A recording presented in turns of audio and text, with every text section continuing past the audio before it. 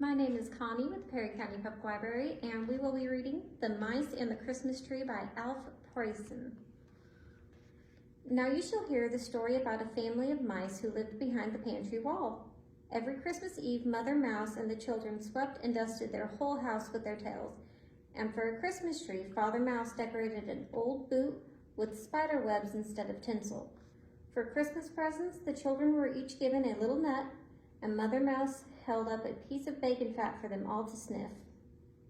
After that, they danced around and around the boot and sang and played games until they were tired. Then Father Mouse would say, "That's all for tonight, time to go to bed." That is how it had been every Christmas, and that is how it was to be this year. The little mice held each other by the tail and danced around the boot, while Granny Mouse enjoyed the fun from her rocking chair, which wasn't a rocking chair at all, but a small turnip. But when Father Mouse said, "That's all for tonight, time to go to bed," all the children dropped each other's tails and shouted, "No, no."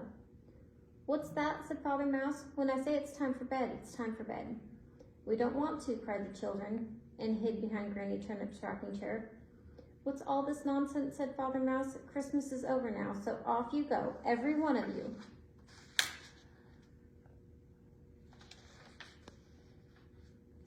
"No, no," wailed the children, climbed onto Granny's knee. She hugged them all lovingly. "Why don't you want to go to bed, my little sugar lumps?"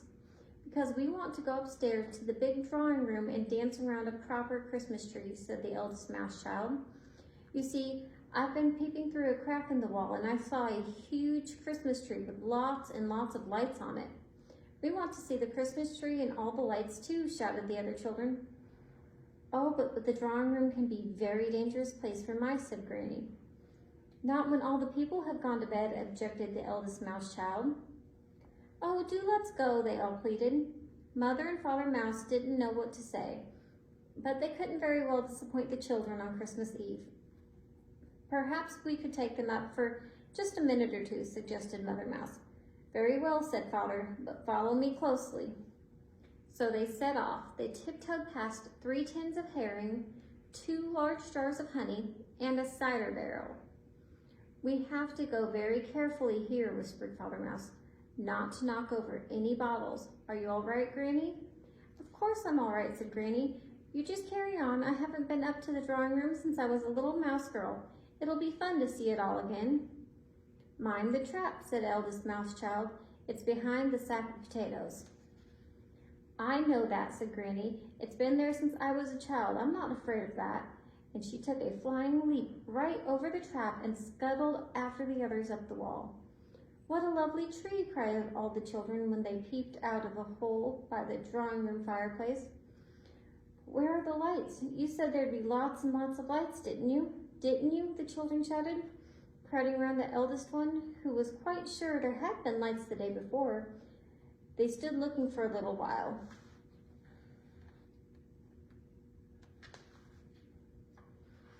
Then suddenly a whole lot of colored lights lit up the tree.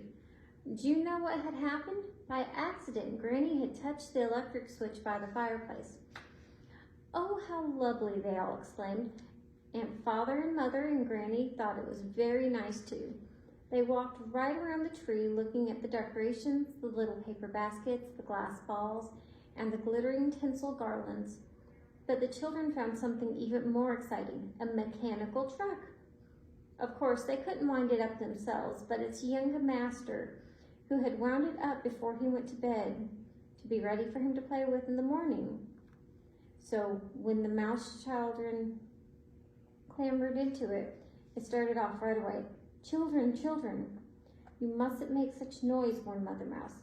But the children didn't listen. They were having a wonderful time going around and around and around in the truck. "As long as the cat doesn't come," said Father Mouse anxiously. He had hardly spoken before the cat walked silently through the open door.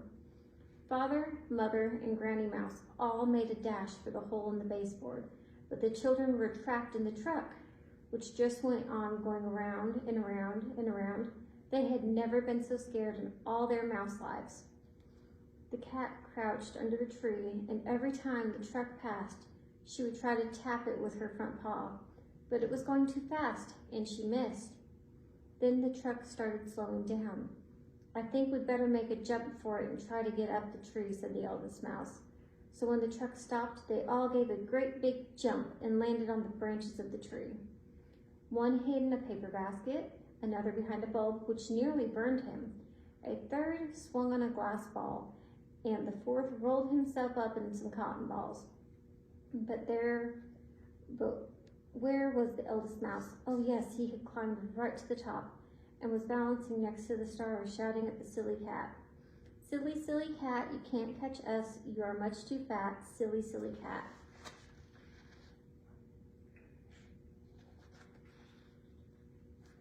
But the cat pretended not to hear or see the little mice. She sharpened her claws on the truck.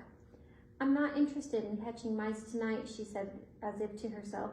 I've been waiting for a chance to play with this truck all day.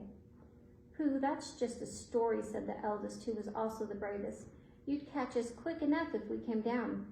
No, I wouldn't, not on Christmas Eve, said the cat, and she kept to her word. When they did all come timidly down, she never moved, but just said, hurry back to your hole, children. Christmas Eve is one night when I'm kind to little mice, but woe betide you if I catch you tomorrow morning. The little mice pelted through that hole and never stopped running till they got to their home behind the pantry wall.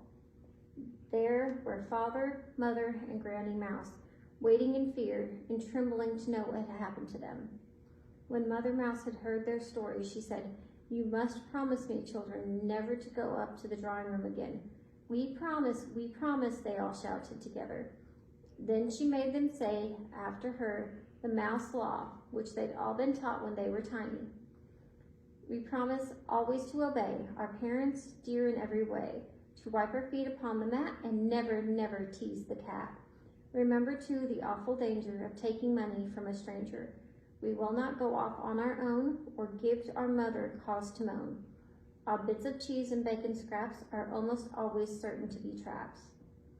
So we must look after bigger things, look loaves and cakes and donut rings. And if these rules we still obey, we'll live to run another day.